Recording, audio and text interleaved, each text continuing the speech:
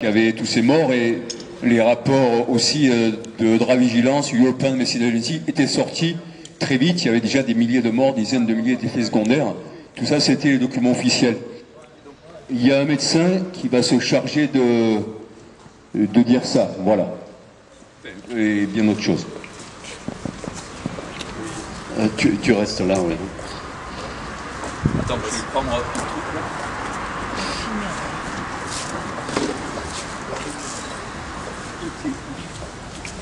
Une précision juste par rapport à ça. C'est une structure européenne, le European Forum for Vaccine Vigilance. C'est une structure européenne semblable à la Ligue nationale pour la liberté de vaccination, qui regroupe énormément de collectifs, de structures, hein, et qui est un réseau de 1600 personnes. Et j'ai été nommé donc président du European Forum la semaine dernière en Autriche. Donc je vais juste dire quelque chose de très rapide en anglais. Hein. So we are in front of the Justice Hall of Grenoble to speak about the adverse events of COVID vaccines, because we made an action in law and they refused to treat it, saying it's not scientific, while everything was clear since the beginning of the vaccination campaign. So thank you to all the people that are here, who are in Grenoble, in the French Alps. Here there are about 40 people, and with many collectives of the Grenoble area, like Voiron, Plateau de la Matésine, Grenoble, and many other places. Thank you. I will now give the word to a doctor. He will speak in French, but do this everywhere you can in the world. They want to make us invisible. We will be even more visible the day of St. Michael, against the dragon, the snake of the OMS, World Health Organization. Thank you.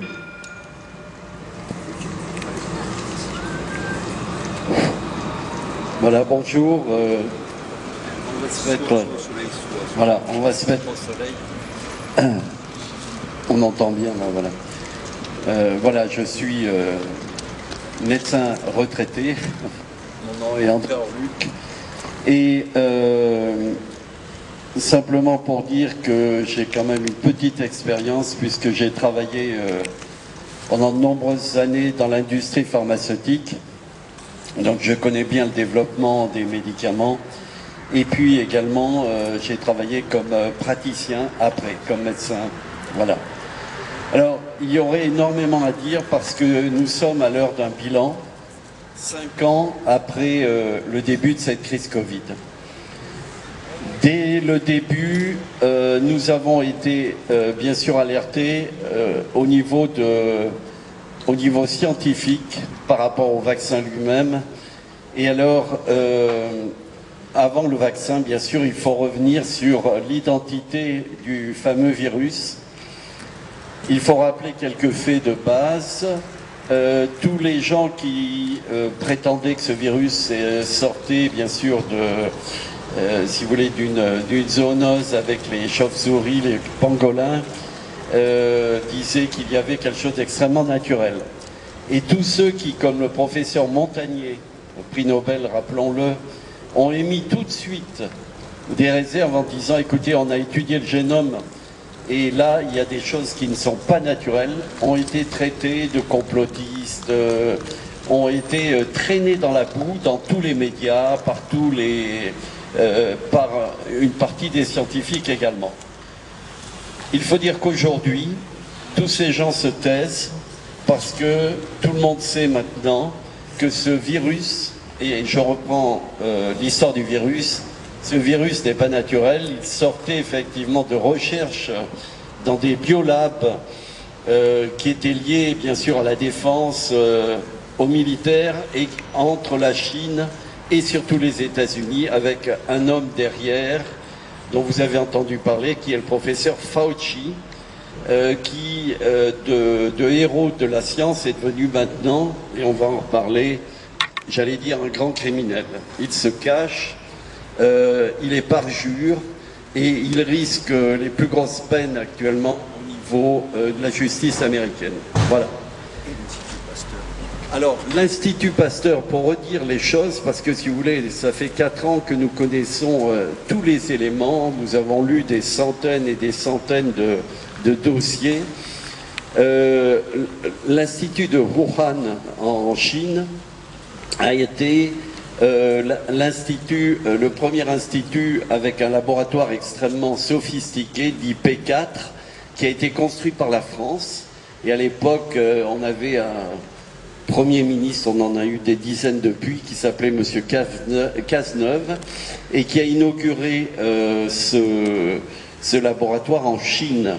Il devait y avoir une collaboration franco-chinoise, mais quelques mois plus tard, les Chinois ont carrément renvoyé nos bons chercheurs français dans l'Hexagone pour investir avec l'armée chinoise donc des recherches en collaboration avec des universités américaines. Et c'est là où est né le fameux virus Covid-19 qui donc ensuite s'est répandu dans le monde. Alors il y a plusieurs théories de fuite de laboratoire, de mauvaises manipulations.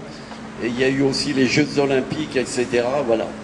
Donc là, nous en sommes à l'histoire de ce virus et l'on sait maintenant que ce virus n'est pas naturel, mais qu'il y a eu donc des gains de fonction et qu'il avait donc été trafiqué avec un produit, une toxicité qui s'appelle la spike. Et dès ce moment-là, dès que vous faites des recherches sur des produits extrêmement dangereux, vous lancez des recherches en même temps sur quoi? Sur l'antidote, c'est-à-dire des vaccins. Et c'est là où est née l'idée de faire, non pas des vaccins, mais des thérapies géniques. Alors revenons maintenant à l'essentiel, puisqu'on est là au cœur du problème. Les vaccins, moi-même, j'ai été comme des milliers de mes collègues, j'ai vacciné toute ma vie en faisant confiance aux autorités, avec des vaccins qui étaient très classiques. Et puis soudain, en quelques mois, on a vu apparaître ces fameux produits géniques ARN qui ne sont pas du tout des vaccins, mais qui sont en fait dérivés de thérapies géniques. Alors au début, on nous disait, mais vous êtes des fous, des complotistes, ce sont des vaccins.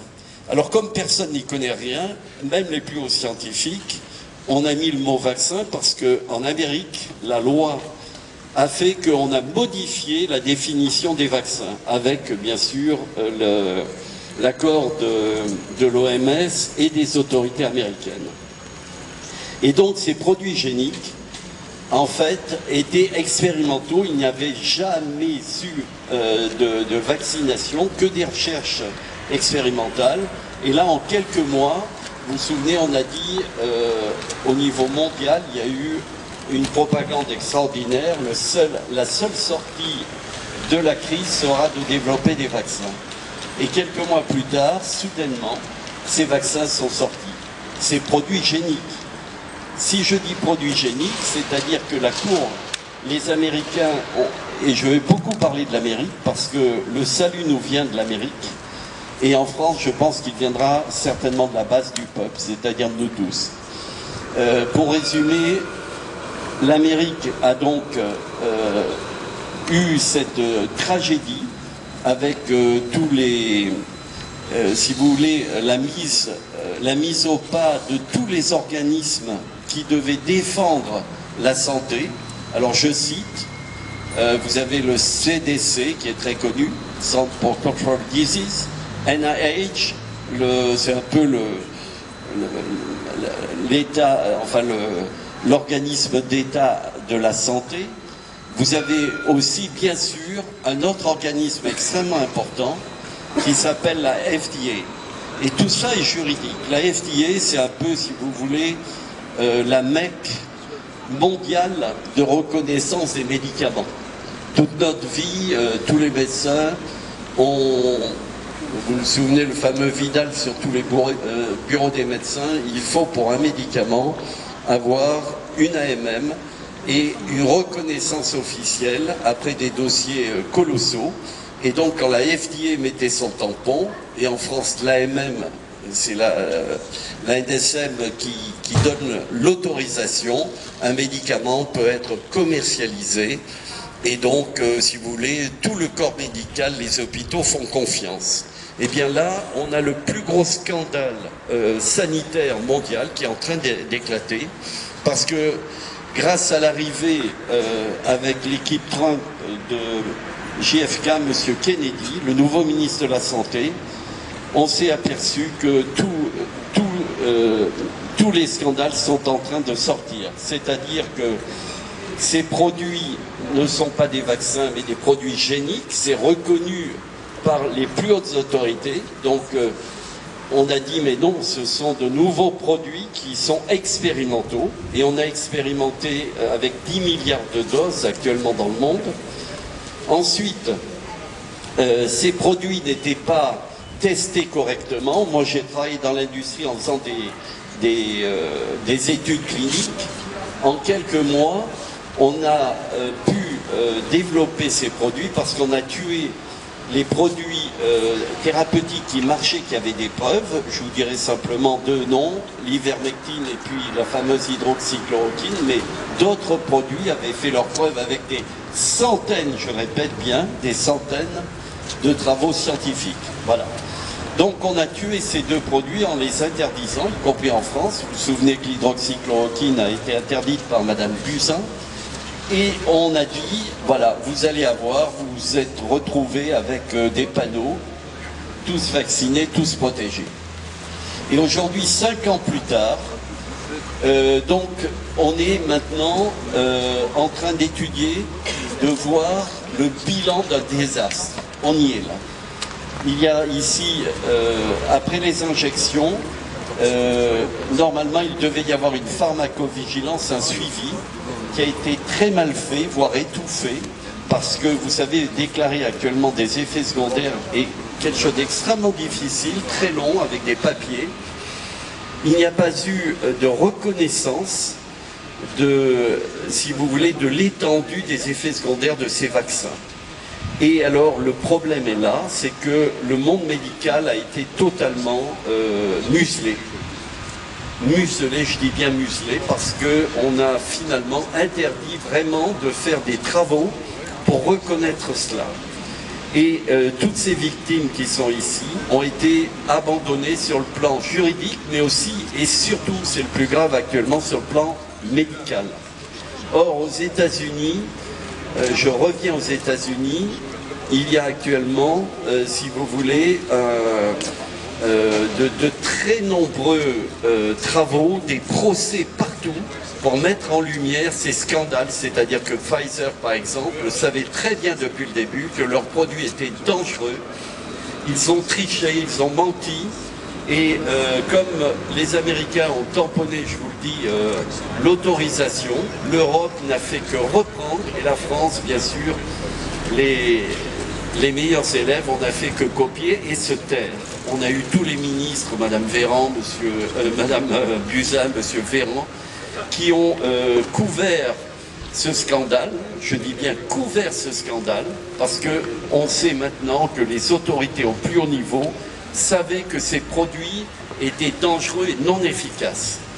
Alors, si vous voulez, le corps médical aujourd'hui se tait, parce que quand on a vacciné des millions de gens, en sachant maintenant que c'était quasiment inutile, quand on continue à proposer cette vaccination qui est interdite, maintenant les États-Unis sont en train de l'interdire, le Japon, vous avez beaucoup de pays, l'Allemagne et beaucoup d'autres pays qui commencent à interdire maintenant ces produits comme étant dangereux.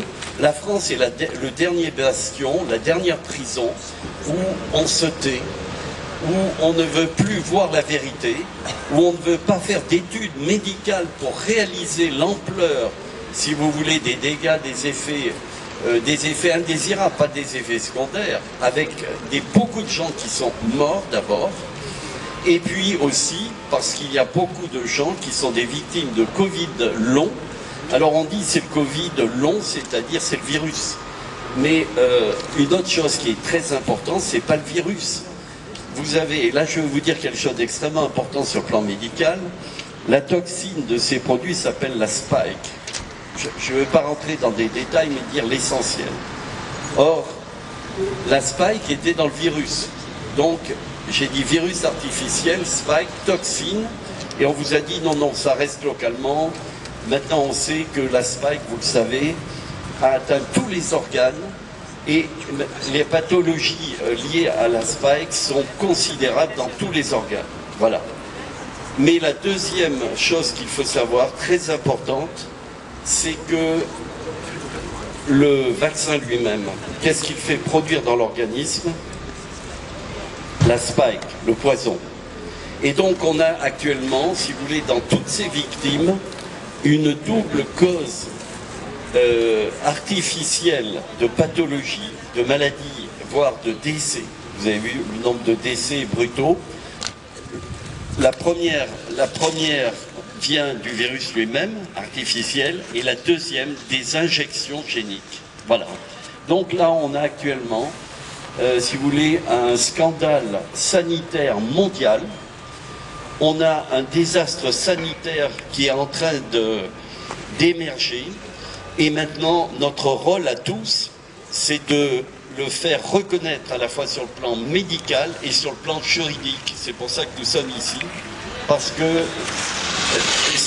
la situation est dramatique à ce niveau-là.